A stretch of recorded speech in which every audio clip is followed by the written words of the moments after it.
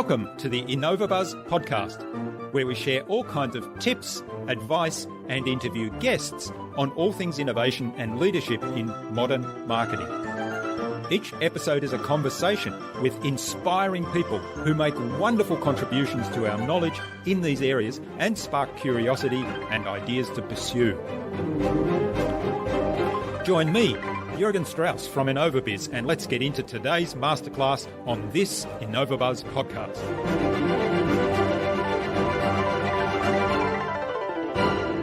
Stop being like everybody else and start being like you.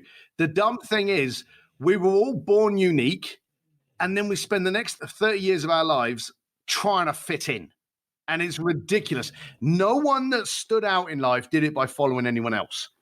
Focus on those that resonate with you. Get clients that you can connect with effortlessly, because the more effort you put into making a relationship, the less effort you can focus on actually perpetuating what it is that you're supposed to be doing for the person.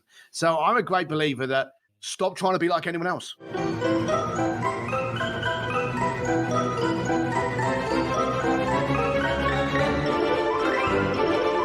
Hi there, Innovator. It's really great to be back with another episode. I hope you've had an awesome week so far. I trust, too, that you enjoyed my recent conversations with Vivian Go of Simple Wealth Coaching and with Andrew Vanderbeek of Illuminate. Do you know anyone that's worked with Sir Elton John or with Elon Musk? Someone who's sent people down to see the wreck of the Titanic on the seabed? Or closed museums in Florence for a private dinner party and then had Andrea Bocelli serenade them while they ate their pizza? Well, now you do. Today we're going to meet Steve Sims. Quoted as the real-life Wizard of Oz by Forbes and Entrepreneur Magazine, Steve Sims is a best-selling author with Bluefishing, The Art of Making Things Happen. He's a sought-after consultant and a speaker at a variety of networks, groups and associations, as well as having spoken at the Pentagon and at Harvard. As the founder of Bluefish, one of the top personal concierge services, and an expert marketer within the luxury industry, Steve has been quoted in a lot of publications and also in TV, among them the Wall Street Journal, Forbes, London Sunday Times, South China Morning Post, and many more. Stay tuned for a fascinating glimpse into the life of an entrepreneur whose day job is to spend other people's money to make the impossible possible, and whose "no is not an answer" approach has and is taking him on an amazing journey. A quick promotional message from our sponsor, InnovaBuzz. We help coaches and consultants build professional credibility, engage their target audience, and connect with their ideal clients. Now, to get absolute clarity about who your ideal clients are and how you help them, take a look at our Marketing Master mini class. In less than 30 minutes, you'll gain absolute clarity on your ideal client and how you can communicate with them to build and strengthen an engaging, enduring relationship. Access the Marketing Master mini class at innovabiz.co/Marketing Master. It's completely free and accessible without even giving away your email. In our discussion today, Steve talked to me about how to ask good questions, and he explained that if you get a no, you're either asking the wrong question or the wrong person. He described why most people are petrified of the word why or the question why. And he described how he discovers people's true motivations beyond their expressed needs and then delivers an outrageously remarkable experience for them. Without further ado, then, let's fly into the hive and get the buzz from Steve Sims.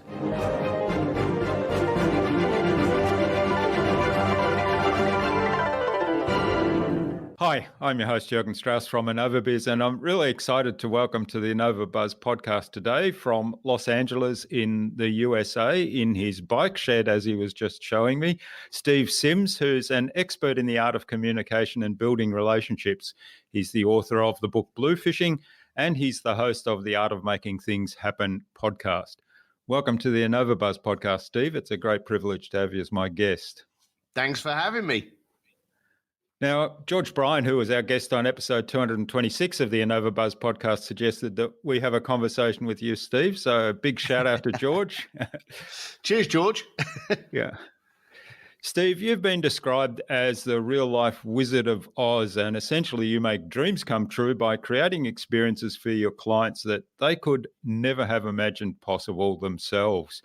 You've been quoted in various publications, in TV, and in the Wall Street Journal, Forbes, London Sunday Times, South China Morning Post, to name just a few.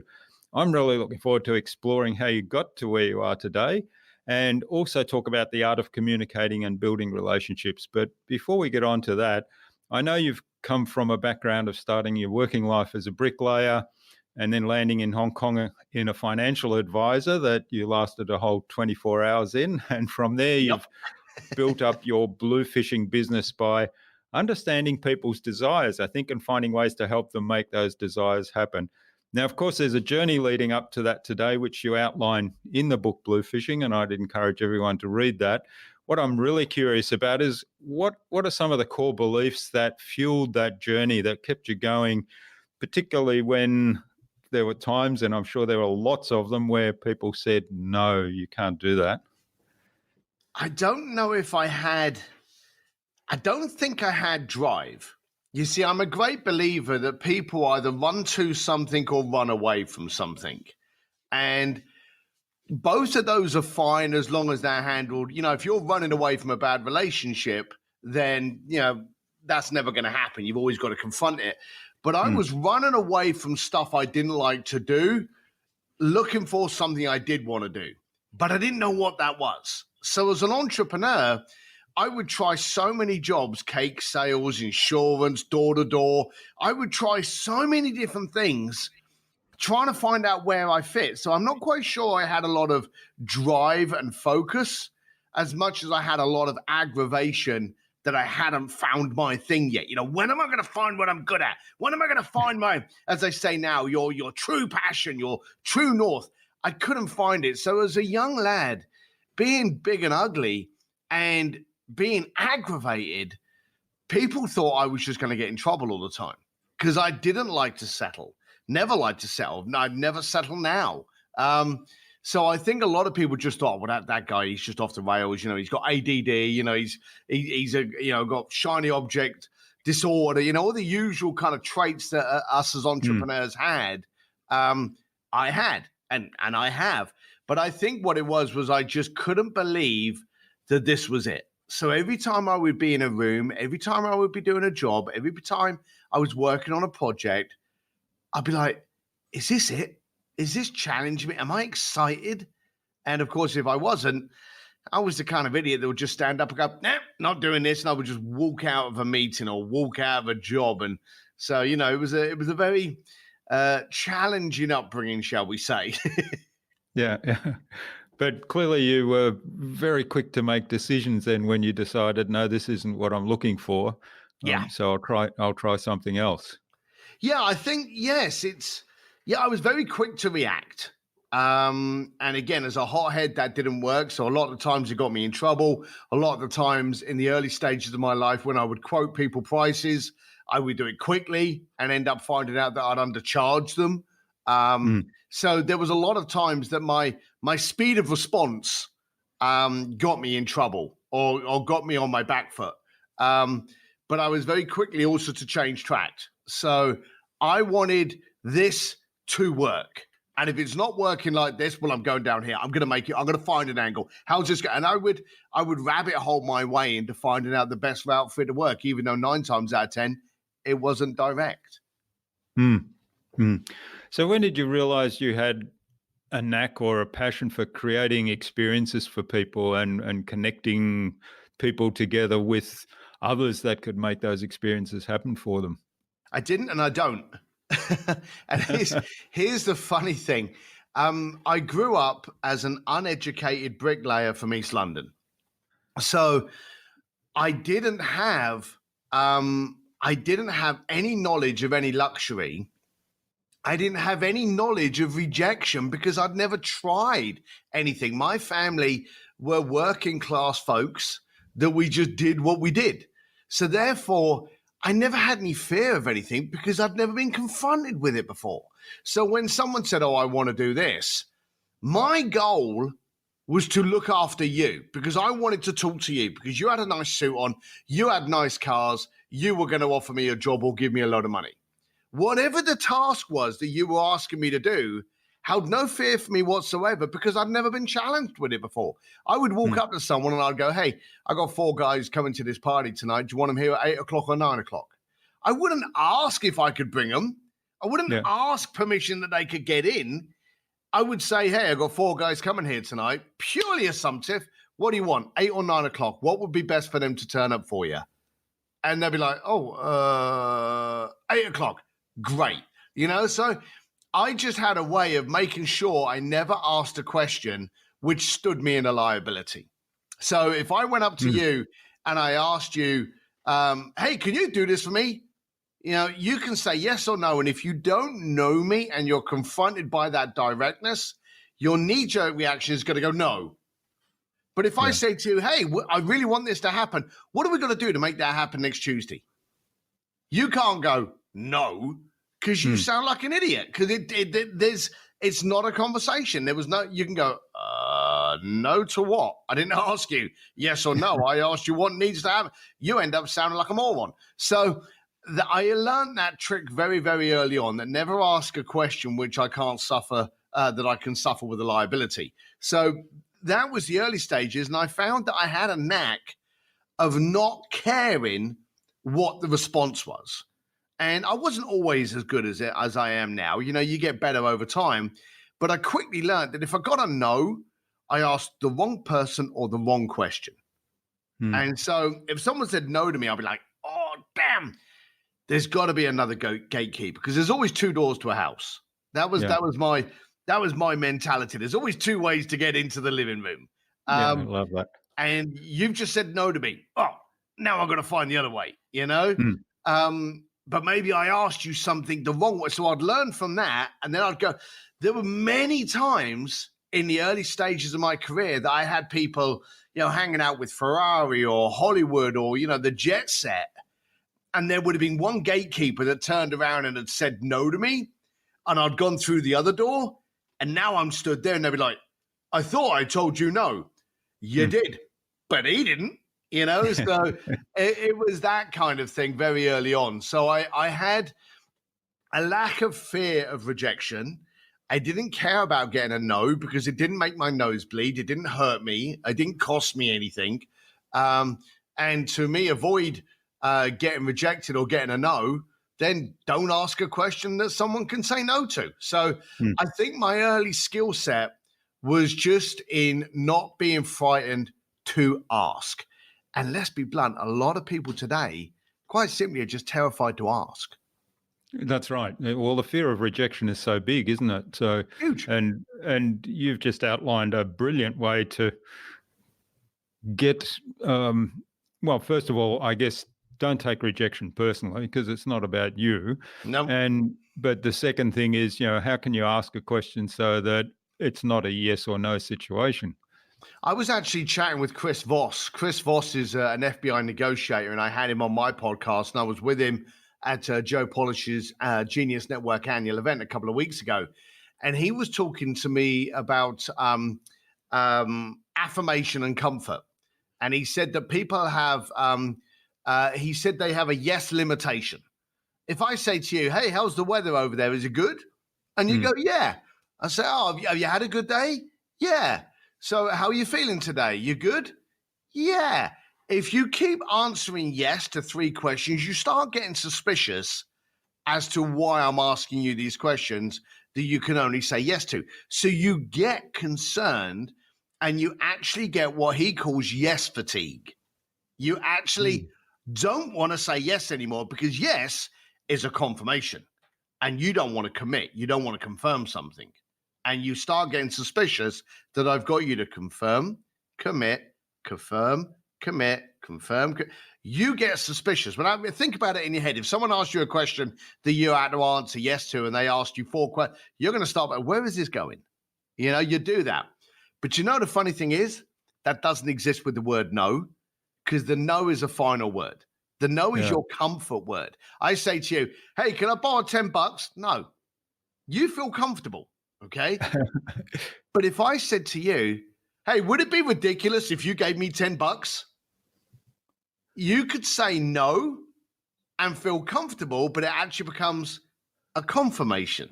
Yeah. Does that make sense? So he was telling us the different words.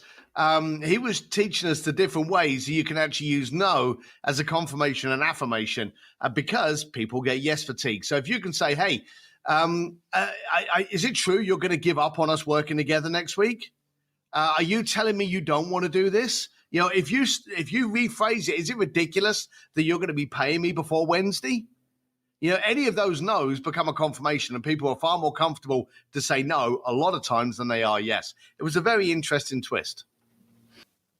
Phrasing the question such that you either can't get a no or using no in a creative way, that's a really fascinating approach. And I think, you know, we talked a little bit about fear, and you talk a lot about fear in the book, which is fascinating because you've just told us that you really don't have fear because you hadn't experienced a lot of these things before. Yeah, correct. Yeah. So talk to us a little bit more about fear, because you talk a lot in the book about our biggest fear and how, you know, you had some approaches to overcome that. 9 times out of 10, and here's the dumb thing, we already know these answers. We know full well that it's never as painful as you think it's going to be. It's never as devastating as you dream it's going to be. Because our fear amplifies and accelerates on such a vast interest rate that it could never be as bad as what we think of it. And the more that I got involved in things, and the more that I turned around to a group of people staring at me going, how did you do that?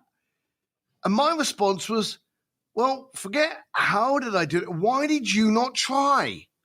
And I found that the fear and the anxiety, and it happened a couple of times, and I can't recall when it was, but I know it did, when I would say to myself, well, everyone seems scared to ask that guy, so I won't. And guess what? That was the only time I didn't get it. That was the only time it didn't happen. And I'd be thinking to myself, I listened to other people. I based my ability on other people's fears. And I noticed then that the most successful people, and it's very lucky because I have a lot of people in my consulting and concierge business that quite simply are the richest people in the world, but they all share one thing in common. They are serial failures. They try businesses, they go bust. They try another one, it goes pop. They try this. All that worked quite well until it doesn't. And there's no one that's successful. Elon Musk, Bill Gates, Richard Branson, Steve Jobs. They've all had immense, unfathomable failures and cock-ups in their life. And they have never allowed it to define them. They've allowed it to refine them. So I've led by them. I'm led by the way they look at things and go, okay, that went wrong. What did I learn from it? Now, I never went to college. I never went to university, but I have an MBA, PhD, and several degrees in cocking up. And they have taught me some of the best lessons out there. And as I said to you before, I've gone, oh yeah, I can do that. That'll be 20 grand. And the person's wired me 20 grand or written a check for 20 grand. And then I've got back to find out that I didn't equate for this, and it's actually 22 grand. And not only am I not making any money, I'm actually paying 2 grand towards the client's experience. And that taught me how to write invoices, how to gauge a reaction, how to go, well, okay, let me go back. Let me work out what that's going to be. And that taught me how to do it. That 2 grand taught me how to focus on my negotiation and my invoices and the quoting. Yeah, yeah. So, I mean, there's a couple of really good points there. First of all, very successful people aren't afraid to fail. And one of the keys, I think, there is that they try out different things. And then the failure actually provides a lot of lessons. So if you're open to those lessons and then incorporating those into the next experiment you do, that generally leads to a much better outcome. Oh, 100%. I've noticed so many people that fail, that choose that to be their defining moment. Now, I don't know about you, but me falling on my backside should never be my defining moment. Me standing up, me conquering the odds, me working it out, that should be the defining moment. But I am stunned how many people choose the falling over to be the defining. Mm-hmm. It makes no sense. It doesn't, yeah. But I guess it's, like I said earlier, the rejection, we tend to take rejection personally. So if somebody says, well, no, I'm not going to do that, it's kind of, that's a rejection of me personally, as opposed to a rejection of the idea or the proposal. Well, again, you're down to those them and us people. Those people that do actually are that frightened, are that scared, are not the ones that are going to conquer the top of the hill. I remember speaking with Elon Musk down at SpaceX, and I had a friend of mine. Sorry, he wasn't a friend. He was a client of mine, and he was trying to engage Elon in a conversation, and he came out with the stupidest question. He started bringing up the fact that NASA was laughing at him because of his space project, as though it was a hobby. And obviously, Elon had this a million times before, because Elon didn't even make eye contact with the client. He just literally just turned around and said, they always laugh at you before they applaud. And I thought to myself, that is brilliant. Now, I'd imagine he'd had that one-liner in his wheelhouse forever. But the bottom line of it is, how valuable is it that all of the greats out there have been the laughing stock before they've been revered at genius? Yeah, that's a great approach to take, and say, well, you always fail before the biggest success. And there's the old saying that it's always darkest before the dawn. But to have that as a mindset, and then actually celebrate if people are laughing at you, celebrate, because you won't be laughing tomorrow. Kind of attitude is much better than taking that personal rejection and then sulking or not taking action to move forward. Yeah, no, totally. I remember, and I don't know if this is the right time to bring it up, but I remember my dad, who was, a big, thick Irish lad. I was about 14 years old, and we were walking down the street. He was smoking his, 400th cigarette that morning. And he just put his hand on my shoulder as we were walking, didn't make eye contact, pulled the cigarette out of his mouth. And I remember him saying this word for word. He said, son, no one ever drowned by falling in the water. They drowned by staying there. He puts his cigarette back in his mouth and carries on walking. As a young lad, I stopped and I was like, what the hell was that? And I had no idea what it was. But that's always stayed with me. I don't know where it came from, but I've always remembered that saying for that fact. Yeah. Yeah, it is very profound, isn't it? Yeah. Great wisdom with your dad. Yeah. All right. Now, one of the things that is fascinating, and you tell a couple of stories in the book that highlight this, and that's when people ask you for help. So I've got this experience that I'd love to have. It's on my bucket list. Can you help make that happen? You go through a process to really get to know what motivates them to have that request, and understand what's behind that request, because then you go on to make something happen that's actually well beyond what they thought might be possible. So explain to us how you do that. I'm a great believer that people are embarrassed about telling you what they really want. And so I do it by asking why. And someone will say to me, hey, I want to meet Elton John. I want to play piano with him. And I say, oh, that's fantastic. Yeah, that's brilliant. Why is that important? And then the second response may be again some kind of, well, you know, he's an icon and he's great. And yeah, I agree with you. But why is it important to you? And you've got to get down to the core. You've got to get down to the reason behind it. Once you know where you're starting from, you can work out where you need to end up to surpass what they're hoping for. But you will get these people that will say something and it either sounds good or they would kind of like it, where you can literally divert them and send them down a completely different direction for either cheaper with a greater experience. So the job, and this is everyone's business, not just mine. I don't care if you're a mortgage broker, a real estate vendor, a baker, it doesn't matter.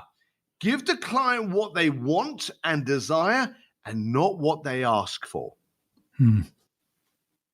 Yeah, there's a great message there. You know, understand really what they desire, not what they ask for necessarily, and look for the motivations.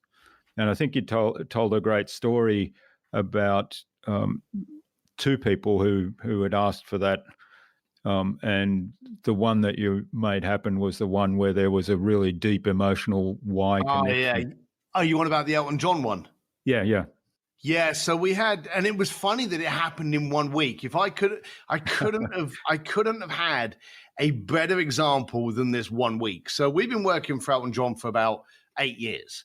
And we had this guy contact us, and he went, "Hey, I wanna meet Elton John. You know, I really want to meet him. You know, and I know you're working for him. I want to meet him at an Oscar party. You know, how much is that going to be?" So I said, "Oh, let me just find out how much that's going to be, and I'll just doing that. But while I got you on the phone, why is it important to you?" And his response was, "Oh, because he's an icon and there's not a lot of living legends around anymore and he's probably going to die soon and I want a picture before he does." And I thought, oh, that's a bit. So I was like, "Oh, okay. Hey, let me get that price and I'll come back to you. I'll give you a shout." Okay. Never contacted him again. And then another guy contacted me a couple of days later. And at first I thought it was the same guy. Okay. And the guy was like, "Hey, how you doing? Yeah, I'd really like to meet Elton John. I really want to get a photograph with him and I really want to talk to him. And I know you work for Elton John." I was like, "Oh, yeah, you know, we do. And that's great. Yeah, you get a photo, brilliant. But why is it important to you?" And he went down the exact same answer again as the other guy. He was like, "Well, he's a titan and he's a legend. And, you know, sadly, you know, he's getting on in life. And I really, really want to meet the guy. And, you know, his music's fantastic. And, well, you know." And it was that last hesitation. And if he hadn't have done that, I'd have hung up. It was that last hesitation that made me go, "Oh, there's something else here." I went, "Tell me more. Why is Elton John so important to you?" And he went quiet. And then he turned around and he said, "When I was a kid," his voice changed, his tone changed, everything changed. He said, "When I was a kid, my dad used to take me to school and pick me up. It was our thing. My dad used to take me to school and pick me up. Not my mum, my dad. And we had one cassette in the car that was Elton John." He said, "And all the way to school and all the way back from school, from a kid through my teens, even when I didn't want to do it, we would sing Elton John there and back from school every single day." And he says, "Do you know what? When I'm driving down the road and Elton John comes on the radio, my dad's with me in the car." And that was it. That was the beauty. And he wanted to tell Elton John about how his music brought his dad back to him every single second he sang. And so we arranged it because there was the core. There was you could work with that. You know, some idiot wanting a bloody selfie, no substance. This guy had a root, a trigger, a cause. There was every need to make this happen.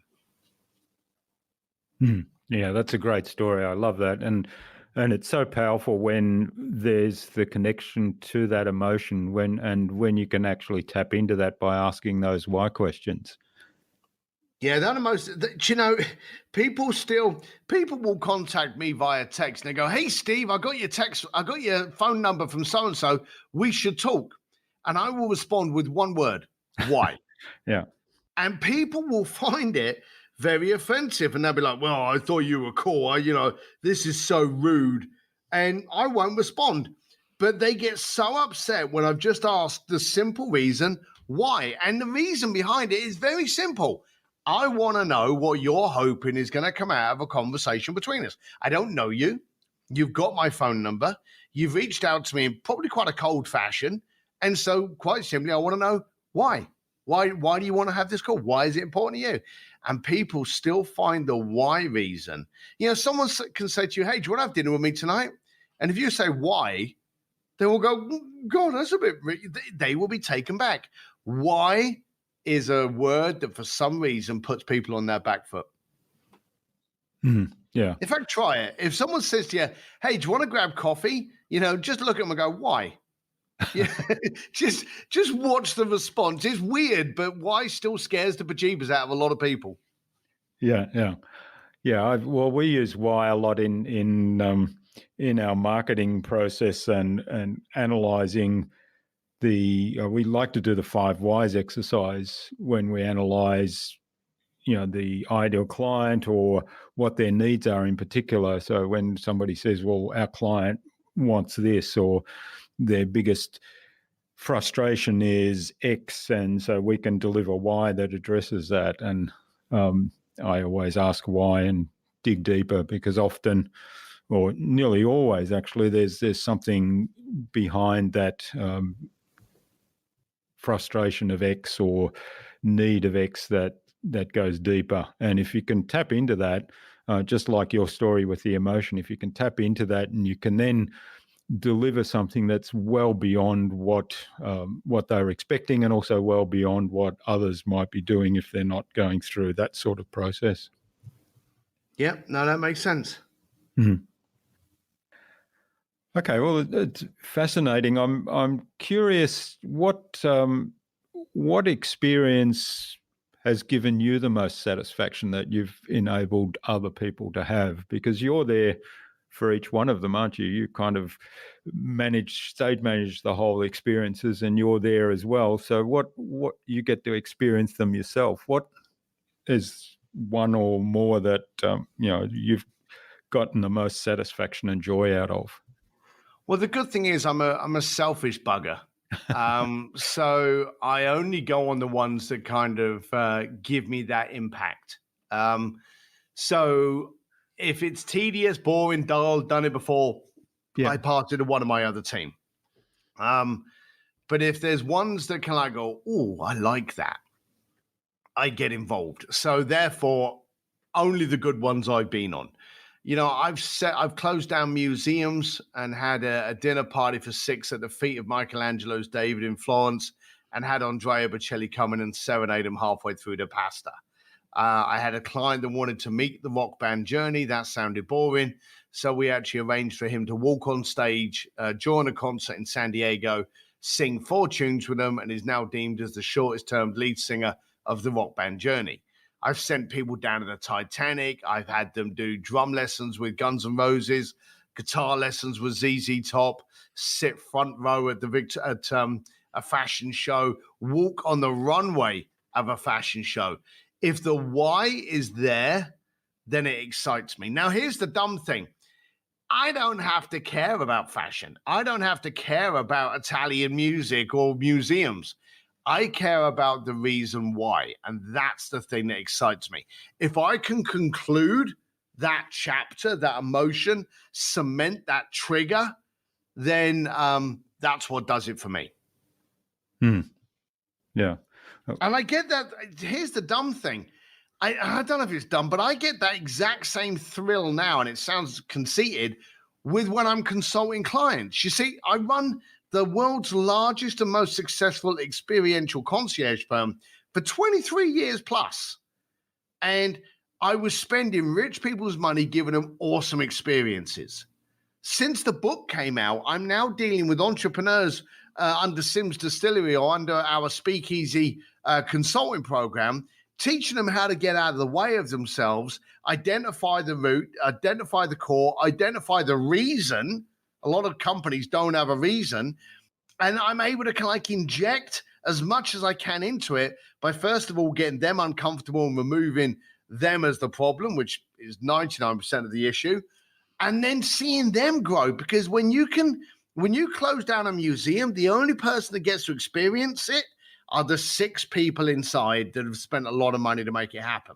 When you can consult with an entrepreneur and make his business more dynamic, more profitable, and as Joe Polish says, make it an elf business, easy, lucrative, and fun, it doesn't just help the entrepreneur, it helps everyone in his gravitational pull, his staff, his team, his family, his wife, his parents, his kids. Everyone around them benefits from that one person doing better. And that's where my excitement is now. That's what arouses me. Okay. And so what are some of the principles from your experience with creating these experiences that you've taken into that consulting program? Well, for one, a lot of people aren't focused on where they're going. Okay. They want something to happen, but it's very woolly as to what it is. When I go and do an experience, my first thing I ever do is I go for a Hail Mary. What is the most ridiculous, over the top option for this to be done for my client? You know, my client wanted a quality meal in Florence. I closed down the museum for him. I could have got him a restaurant booking on the Italian version of Open Table, and it would have given him what he wanted. But it wasn't enough for me. So I went and thought, how big can I make it? Now, if I had failed to get the museum, and I'll be honest with you, I'm stunned I got it. But if I'd have failed to get the museum, I would have come down and maybe ended up with a beautiful apartment overlooking the Palazzo di Vecchio or something. You know, I would have failed, but easily surpassed what he had asked me to do. Now, the good thing about going like that is they don't know all of my failures. They just know that what they got was 30 times more of an experience than what they had first asked me. So you can risk all in a low liability stake. Does that make sense? Yeah. And when people market, when people do that copy, when people brand themselves, when people start working on their social feed, they dilute. They go, well, he's been saying this, so I've got to say it like this. They've been showing pictures like that, or that's what I've got to do. I've got to be, he dresses like that. That's how I've got to dress. And the first thing you do is get them uncomfortable by going, hang on a minute. This is what would be acceptable. Let's surpass acceptable into the lustful. Let's see, where can we go that is just so beyond where acceptable is that you can afford to fail and still be 50% above what the competitors are doing. And that's what I try to do. I try to find out, what is the client asking for? What is acceptable to the client? And what surpasses that into the lustful? What makes you a desired commodity? You may think, well, I do tax returns. Oh, I bake cakes. Oh, I fix your car. Okay. What about if you're fixing someone's car and instead of having a bad coffee machine, you have a barista in there serving up cappuccinos while they wait? Something like that. Fresh magazines, nice sofas, so that it's a comfortable experience. And quite simply, we are all in the experience business now. Amazon is not. And you've got to do everything Amazon does and everything it doesn't do. And what it doesn't do is create an experience. In fact, it is the opposite of experience. It gives you no feeling whatsoever. You order toilet roll, you want it on Tuesday, you get it on Tuesday. That's it. But if you go to a store and you go, hey, I want toilet roll, and they go, hey, here's some toilet. By the way, we've actually got a special on this. Oh, we've also got these toilet roll covers. And when was the last time you actually checked your toilet roll holder? Is it sturdy? Is it coming off the wall? Because we got it's that. And I'm focusing now on toilet rolls. You can create an experience around anything. And I will give you a story on that. I had a baker that contacted me, and I was working with him as one of my speakeasy members. And he wanted to turn his bakery into the best bakery. And I said, well, you're not going to turn it into the best bakery by making the best cakes. Because quite simply, they're only going to know it's the best cakes if they eat them, you know? And so the first thing you got to do is get people coming into your bakery. So I told him to start focusing on the why, the core, and the reason. And he had this guy come in and he wanted this cake done, and he wanted the cake done in red. And he said, okay, why is it? You know, my dad's birthday. And he said, okay, fine. And he remembered all of this, and he went further. And he said, well, okay, why red? He said, well, my dad likes Ferrari. So, you know, a red cake, you know, with some candles on it, you know, it's a Ferrari red. And he said, okay, what is his birth year? So he got his birth year out of him. And he said, why don't we order some little die-cast cars, little Ferrari die-cast cars of that period, and actually have them around the cake. And on the top of the cake, we have the Cavallino horse. And the guy was blown away that a simple cake went from just being a red cake to actually being a Ferrari cake. And it was just focusing on the why. Why is it red? What's the reason for that? Why is the red so important? What is the year? And focusing on those questions, he was able to give the client what they desired, what they needed, what they lusted for, rather than what they asked for.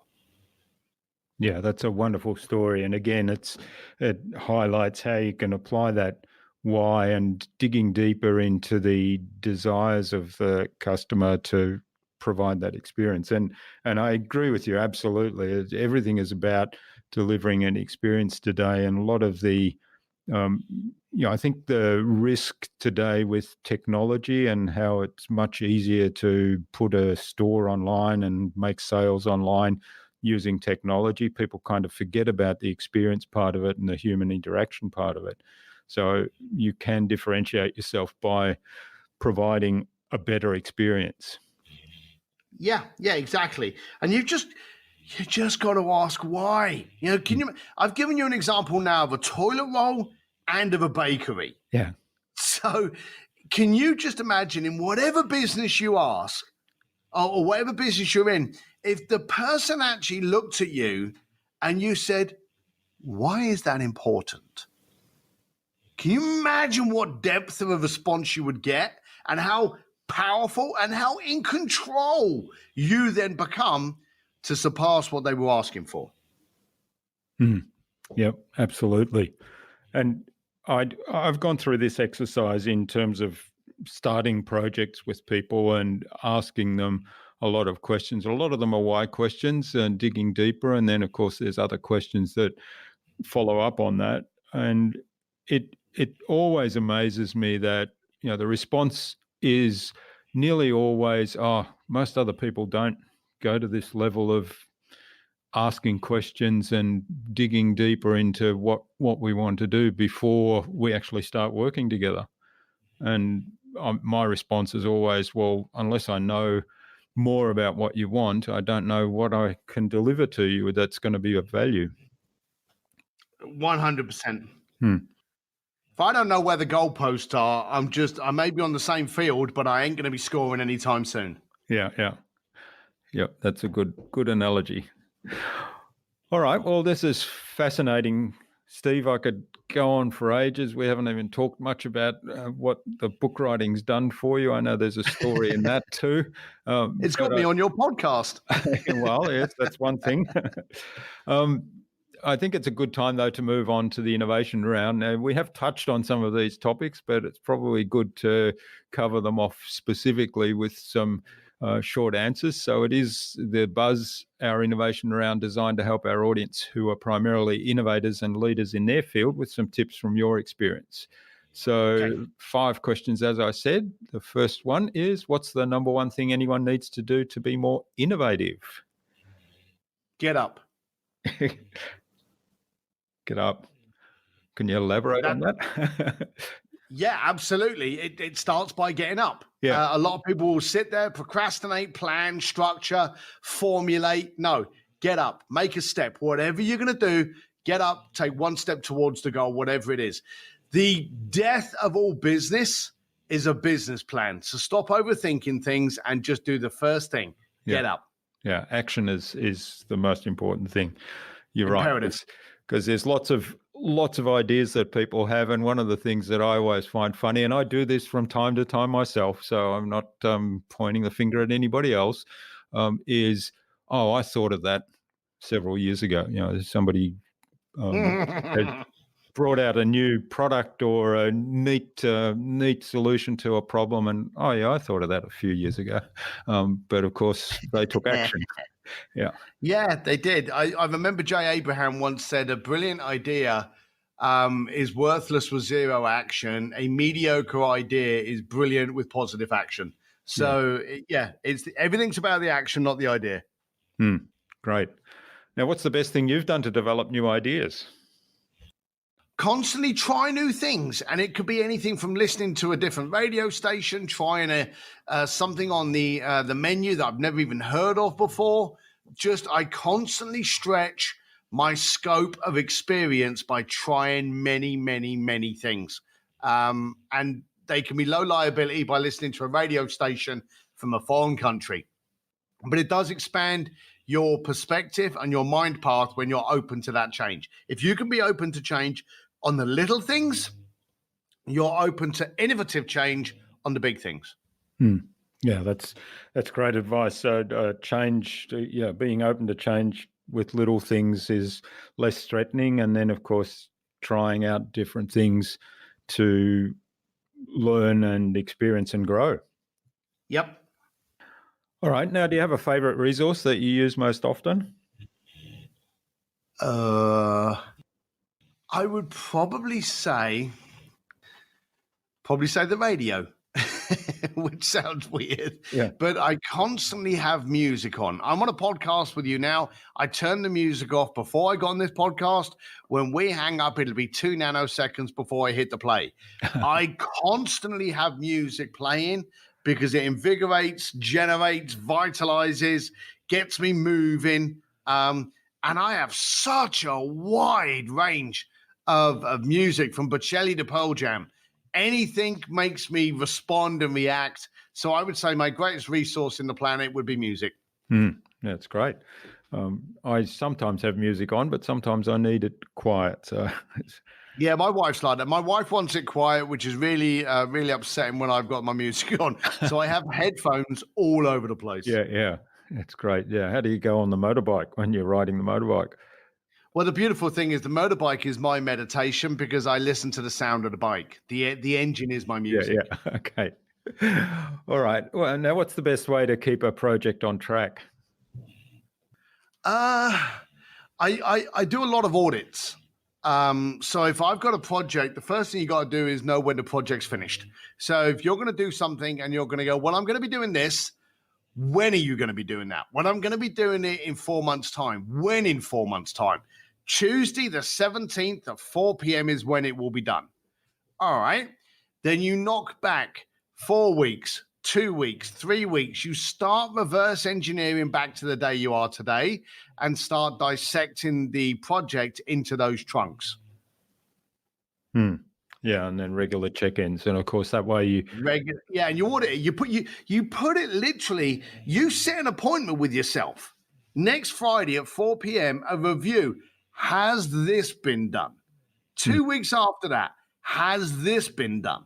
There is no one more annoying than you because you can't go away. Yeah. So if you keep setting that appointment, guess what? You'll adhere to it. And I have never had a project that I've actually finished on time. They've always been finished ahead of time because I don't want to talk to me. Yeah, that's great. Yeah, love it. Okay, now what's the number one thing anyone can do to differentiate themselves? Oh, God, that's so bloody easy. Stop being like everybody else and start being like you. Yeah. The dumb thing is we were all born unique, and then we spend the next 30 years of our lives trying to fit in. Yeah. And it's ridiculous. No one that stood out in life did it by following anyone else. So, and people with me, I guarantee you there are people on this podcast that are probably already turned off. They've gone, I don't like his tone of voice. I don't like his attitude. I don't like his questions. I don't know what he looks like, but I don't like it. And they've switched off. Okay. And then there'll be others that it will be cheering for, and they'll be like, I resonate with this guy.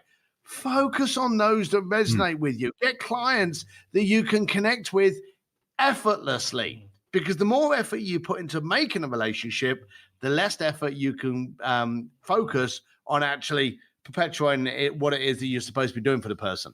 So I'm a great believer that stop trying to be like anyone else. Yeah. Because there's an argument that says, look at successful people and learn from them, and you can model from them. But I think there's a real risk that people are actually copycatting rather than taking the learnings and incorporating it into their own style and their own person. Well, you said it correctly there. Learn from them. Don't copy them. Yeah. Learn from what did they do that made them stand out? What did they risk to desire achievement? Emulate and focus and copy that. But just because you move into the computer industry doesn't mean you have to wear a hoodie or a black polo neck and look like Steve Jobs. Yeah, that's right. Yeah. I had an interesting chat yesterday with an accountant on the podcast, and they were quite unique. And he's actually I think he's a motorbike fan, but he's a big guy like you, and he has a beard and he has tattoos, and so he doesn't turn up in a suit and tie and briefcase like your stereotypical accountant. And they throw parties, and he loves his whiskey, so they have parties where they do whiskey tastings. So he was a real embodiment of that. I'm Andrew, and I just happen to be good at accounting, but first and foremost, it's me. Yeah, no, that's good. I like that. All right. Well, thanks, Steve. This has been really great. Now, where can people find out more about you and perhaps even reach out to say thanks for what you've shared? Well, I have a Facebook page called An Entrepreneur's Advantage with Steve Sims, and there's only one M in Sims. Or you can go to stevedsims.com, again, one M, or hit me up at Sims Distillery, again, one M, simsdistillery.com. That'll give you all of my little teachings there on an easy-to-use platform. All right. Well, we'll have links to those in the show notes so that people can click straight through. Now, finally, what kind of parting piece of advice would you like to leave the listener with today, particularly for those that are looking for the secret to being a leader in innovation and in their field? Put the effort into being you and not trying to copycat somebody else. You really want to focus on you time and time again. That will be what gets you ahead of the game. Yeah, great advice. All right. Well, thanks so much for sharing your time and your insights with us so generously today, Steve. I've really had a ball and enjoyed this immensely and learned a lot. And I really appreciate you for sharing those stories with us today. And I wish you all the best for the future, and let's keep in touch. Appreciate it, mate. Thank you. Thanks.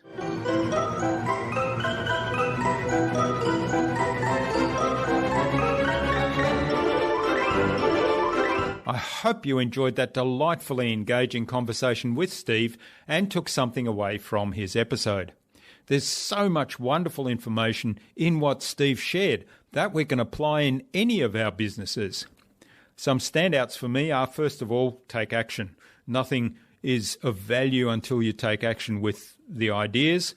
And also accept and embrace failure to learn from it. And, of course, his magic question. I'd love to know what you took away from Steve's episode.